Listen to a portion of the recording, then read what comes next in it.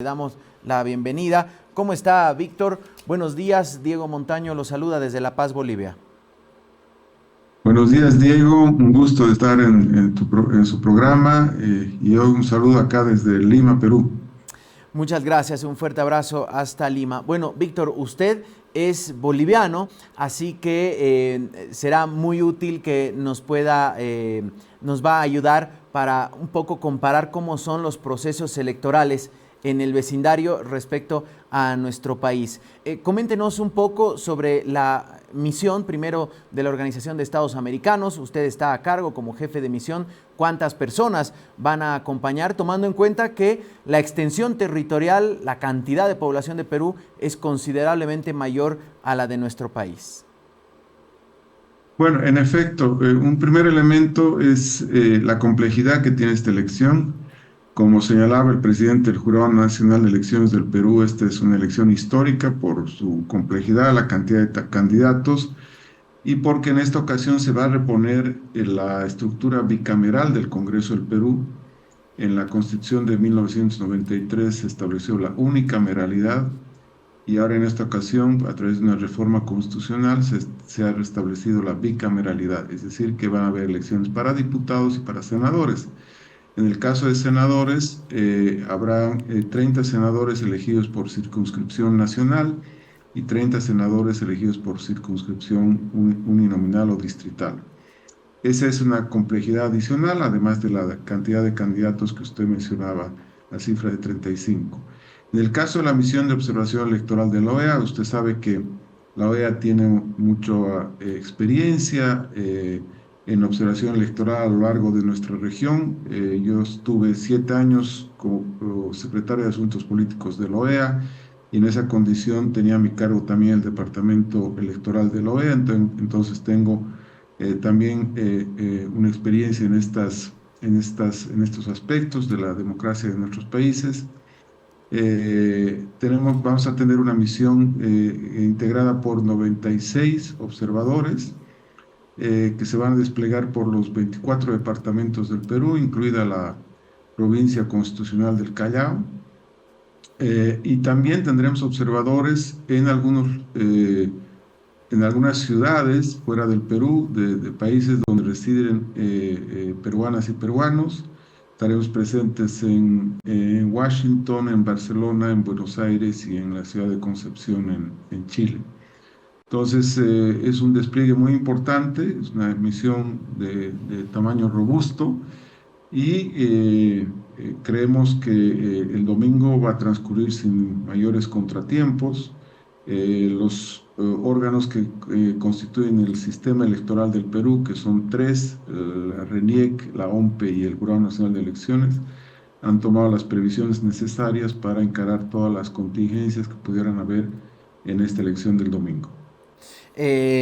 Señor Rico, 96 observadores. Este dato que usted lanzaba, se acaba la unicameralidad en Perú, volverán a un sistema de diputados y senadores, algo que en el tema político fue muy complicado todo este último tiempo porque, claro, al existir un Congreso unicameral, todo se decidía allí, no había ningún contrapeso dentro del legislativo y hemos visto al final los resultados, ¿no? Los pedidos de vacancia que permanentemente de que eran, diríamos, sujetos los presidentes en el Perú. Pero coméntenos un poco respecto a las características ya de esta elección. Al ser novedoso este sistema nuevamente del Senado, ¿cómo se va a elegir estos senadores? Nos decía, van a ser 60 en total, van a estar en la papeleta, cómo son las papeletas, de repente tomando en cuenta que son 35 candidatos, son como las franjas de acá, entonces va a ser como un papel sábana más o menos. No, efectivamente, la papeleta es un poco grande, pero como nos decía ayer el director de la OMPE, que es el órgano que gestiona la elección, que administra la elección, no va a ser diferente el sistema de votación, es decir, que las peruanas y los peruanos van a tener que marcar la casilla correspondiente con la particularidad en este caso de los senadores, ¿no? Entonces, en el caso del Senado va a tener que marcar dos casillas, la de la circunscripción nacional y la de la circunscripción distrital, ¿no es cierto? Entonces, en total van a tener que marcar 5 casillas para presidente y vicepresidente, es decir, la plancha presidencial, para senadores, para diputados y para parlamentarios andinos, ¿no? Entonces, ahora, claro, por la cantidad, la dimensión de la papeleta es complicado, pero los órganos electorales han hecho un muy buen trabajo informando a la población respecto de cómo deben participar en las elecciones, cómo está constituida la papeleta. Hay una plataforma que ha estructurado el Jurado Nacional de Elecciones que se llama Promover el Voto Informado, y eso ha estado funcionando bien. Nos comentaba el presidente del jurado que han habido 30 millones de visitas a esta plataforma. El padrón electoral está integrado más o menos por 27 millones de peruanas y peruanos. Entonces, yo creo que se ha hecho el trabajo que corresponde debido a la complejidad de esta elección y, como le decía, nosotros estamos confiados de que la jornada electoral va a ser una nueva cita democrática en la que van a participar con civismo y compromiso democrático la mayoría de los peruanos y los peruanos. Siempre hay abstencionismo en todos los países, ¿no es cierto? Hay electores que no van a votar por distintas circunstancias, pero tradicionalmente el Perú ha tenido una buena participación electoral. Señor Rico, no sé si usted ya ha estado anteriormente en el Perú. ¿Cómo es una jornada electoral allí? Porque en Bolivia, usted sabe, se paraliza todo, no hay vehículos, no se puede, no hay vuelos, no hay transporte público, no funciona ni el teleférico en La Paz. Pero en otros países, en el vecindario, por ejemplo en Argentina, sí, todo hay con normalidad. Hay la misa del domingo, las reuniones religiosas, hay colectivos para llegar hasta el punto de votación. Y en el Perú, ¿cómo se vive una jornada? ¿Qué ocurrirá el domingo? Bueno, en efecto, es lo que usted señala. Aquí en el Perú hay transporte normal, ¿no? El público y el privado. Y eso es bueno, ¿no? Porque a veces uno tiene que ir a votar a un lugar bastante distante de donde vive.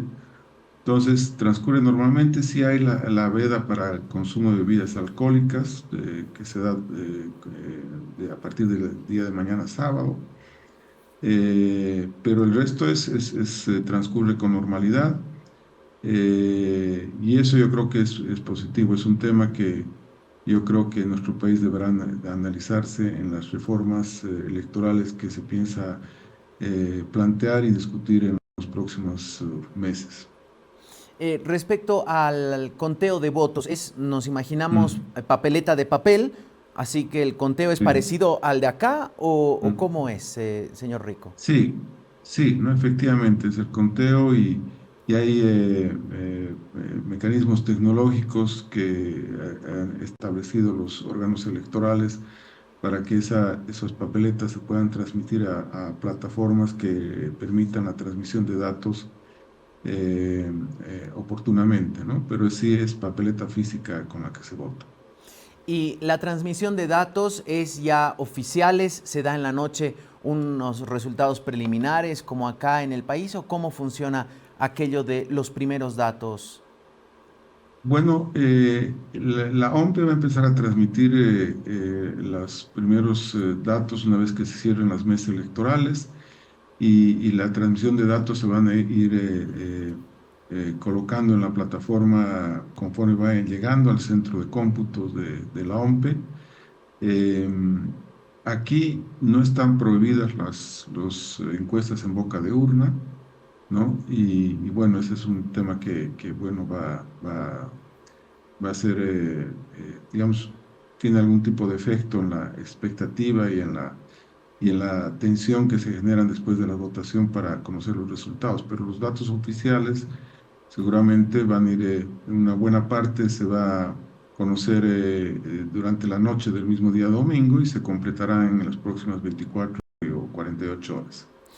Señor Rico, estas elecciones en Perú llegan después de una crisis política profunda, el último periodo presidencial con 4 presidentes prácticamente, vacados por el Congreso uno tras otro, casi una máquina de triturar carne, diríamos. ¿Cómo llega los ánimos de la población que ha podido ver en estos días que usted está en el Perú? ¿Qué reflejan los medios de comunicación sobre este clima político que después de una profunda crisis tiene ahora aparentemente otra crisis, que es la dispersión del voto? 35 candidatos, las últimas encuestas muestran que el candidato favorito está entre 14 y 17 puntos, hay una indecisión todavía sobre el voto mayor al 50%. ¿Qué dice, qué escuchó usted estando allí? Bueno, al igual que en otros países, hay cierta, diría, indiferencia en las semanas previas a la elección, porque, bueno, la gente empieza a incorporar en su pensamiento el tema de la elección pocos días antes de la elección. Yo creo que eso en estos días la gente ha empezado a pensar en qué candidato puede ser su preferencia, pero como también ocurre en otros países, yo creo que el voto se va a definir un día antes o el mismo día de la votación, ¿no? Entonces, y eso reflejan algunas encuestas respecto a la cantidad de indecisos, ¿no? Entonces, pero yo creo que hay una expectativa importante respecto a lo que puede ocurrir en el Perú después de las elecciones y que finalmente mejoren los niveles de gobernabilidad. Yo creo que la reposición del sistema bicameral es un factor que le va a dar mayor gobernabilidad al Perú y yo creo que lo importante es que el domingo hay una fiesta democrática y que las peruanas y los peruanos vayan a votar masivamente como ha ocurrido tradicionalmente y que, bueno, pues puedan expresar su voto de manera independiente, autónoma y que eso se refleje luego en el resultado electoral.